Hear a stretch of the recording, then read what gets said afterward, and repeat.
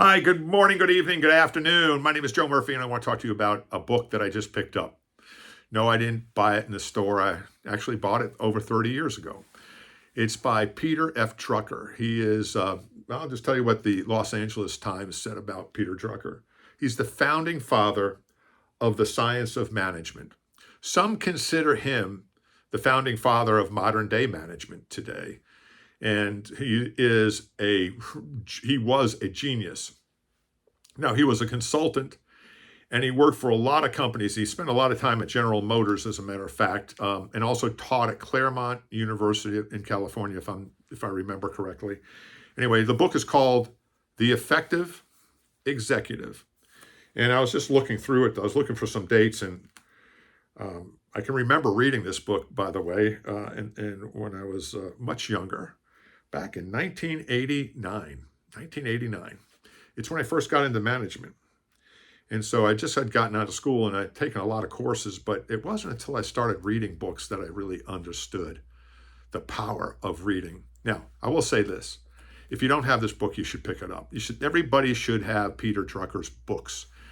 And you need to understand that the effective executive is different than being efficient. People mix these two up.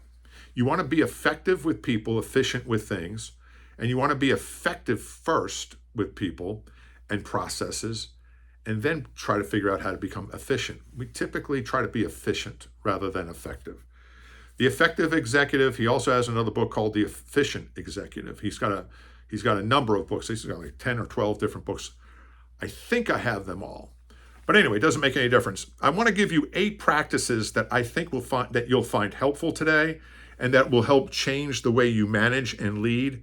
And if you have the desire to move up into the ranks of the organization, understanding what these 8 practices mean and how to become more effective. I'm going to start with number 1. And I've written each one of these out on the board. And number 1 is determine what needs to be done. That's the first thing that you need to do. This is about setting priorities and sticking to them. Remember, you want to work on what's important. Everything else can be postponed, but what's important can't be postponed. Stick to priorities, determine what they are, and get those things done. Practice number 2, what's right? And it's really what's right for the organization, what's right for the enterprise. And what that means is it's got to be right for the customer, the employees, as well as the stakeholders being shareholders or people who own the firm. And if you can keep those 3 constituents in mind, that's critical. That also tells you or defines what needs to be done. If it doesn't affect those 3, any one of those 3, then it's probably not important. By the way, each of those constituents, when you focus on customers, the employees benefit and the shareholders benefit. That's just a little idea that I want you to keep in mind. So what is right for the enterprise? Number 3, develop action plans. You can strategize all day long, but if you don't develop an action plan, then you're not going to get things done at all. All leaders are action-oriented. All leaders are action-oriented. They don't sit in behind their desk pondering the world and focusing on what's the next strategy. They get up, they have an idea, and they launch. Okay? They are doers. But here's something that they do before they take action. They create a plan. They develop a plan to get the desired results. Now, I want to probably get a couple people in a twisted knot when I say this. I'm going to oversimplify strategy and plans, okay? Here it comes. So everybody hold on to your knickers, okay? A plan is simply a list of things that need to be done in sequence to achieve the desired result. Now, one of the things that keeps us locked in place is we think we got to be so creative and so strategic that we never launch, or we launch too late. Create the steps that need to be done and launch. What typically happens when you get down to item number 2 on your plan or item number 3, you find out that's not item number 3. You need to do something else first. or it's the wrong idea and you have to modify it. But you don't know until you start taking action. Okay. The other thing is people think I gotta have all the plans ironed out and understand what all the problems are going to be and obstacles are before I launch. That is not true. Launch and you will find the obstacles. Remember this about obstacles, because people fear obstacles. Obstacles come to instruct rather than obstruct. I'm going to say that again. Obstacles come to instruct rather than obstruct. This is so critical. Number 4, take responsibility for decisions. You know, to get the desired results, you have to assign somebody some actions. Make sure that the people know what needs to be done, and the person who's assigned to it knows what needs to be done, and they have a deadline. Those are 2 critical points. Okay, a deadline and what they need to have accomplished. Allow them to get the job done in their own manner. Let them know that you're there to support them, and they can come to you for ideas and bouncing off strategies or tactics to get it done, or for help when it's needed. Okay, make sure also that those affected by the decision understand how they're affected and why this decision is made. Now, this could be done by you, or it could be done by the person that you've delegated the assignment to.